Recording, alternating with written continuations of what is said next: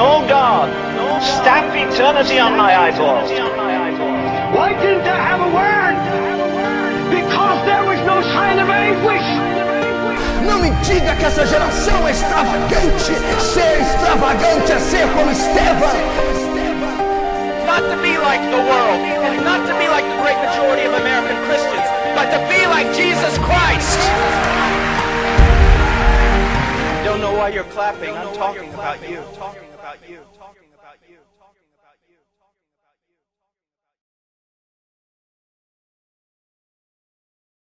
To keep a whole bunch of carnal people in a religious building, instead of just going in and saying, this is what I'm doing. I am called first of all to the people of God. As much as I want lost souls won, I am not going to win lost souls at the expense of God's people.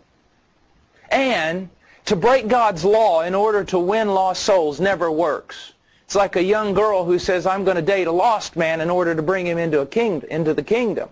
Doesn't work. Paul did everything for the sake of the elect. Folks, just listen to me for a second. Shouldn't there be somewhere where a Christian can go that is a safe haven? And isn't that supposed to be the fellowship of the saints? But it's not. When warfare is going on inside what's called the church, that's not a safe haven.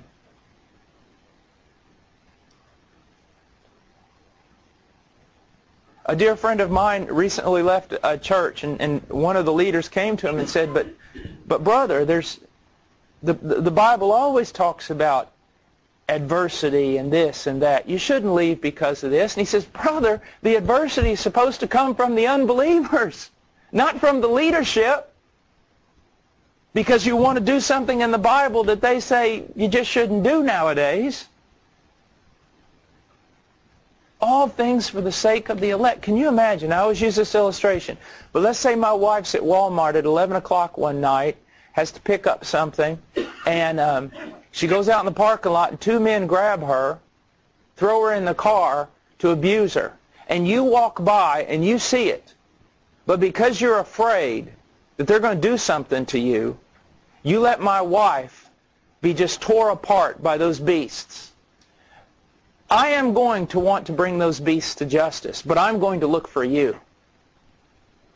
And it'll take the grace of God for me not to tear you apart limb from limb. That's my bride. I don't care if you lose your life. You are required to jump into the middle of that and do whatever you have to do. They're going to have to kill you before you are going to stop trying to defend her. That is the same way, and that's the word that pastors need to hear all over this country. Catering to a bunch of lost people to have a big church. But some of these people are sincere. They just don't understand theology. They don't even know what a saved person looks like, let alone the church. And this is probably, I guess, the biggest thing that burns me up. The bride. The bride, yes. I just wonder if another facet of that is not so much being called out, but being called in.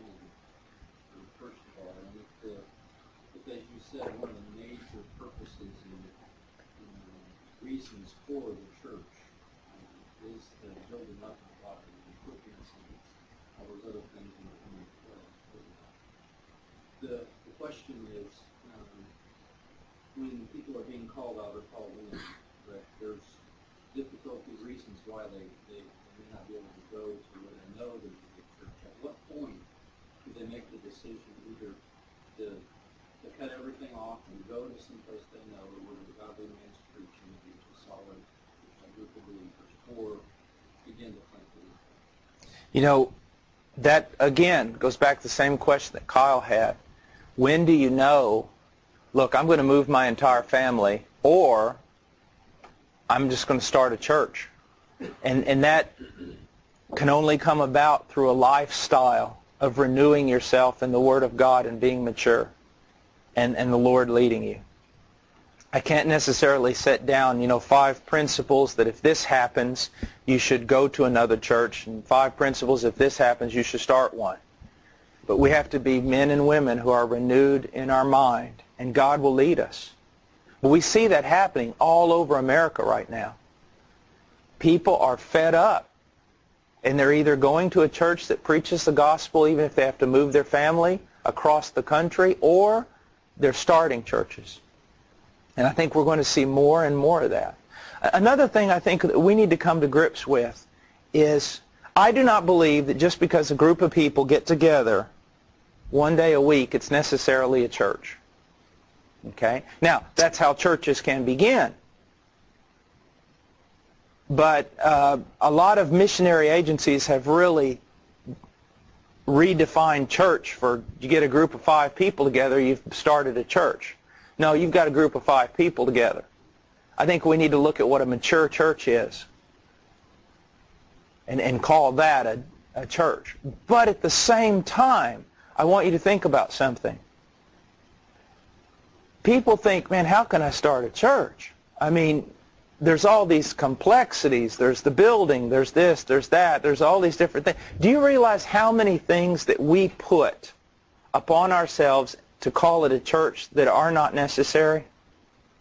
There are real churches. There are real Baptist churches right now in the mountains of Peru, and they don't have a building, and they don't have a full-time preacher who is paid by the congregation, but it is a church. It was founded by another church. People were sent out from there. They meet together. They have leadership. They support the saints. They do. Just don't think that, a guy, I was speaking with a guy a few months ago, and he goes,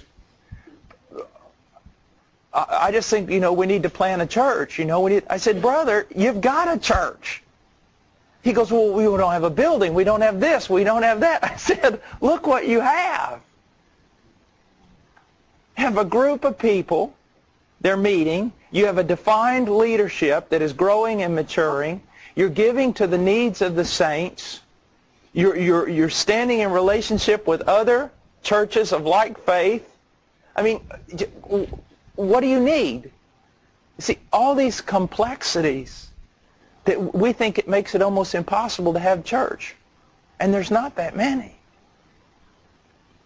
There's not that many.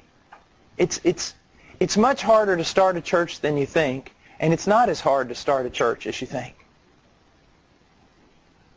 Don't think you have to start building and lights and all these different things. Now, I believe that in a perfect case scenario, and the way that we do things, is I believe that there are churches in America. And I believe that it is very good, young men, that you need to be a part of a real church. And that you need to grow up under the tutelage of real pastors. And that real pastors and a real congregation ought to lay their hands upon you and send you out to start a real church and to help you start that church.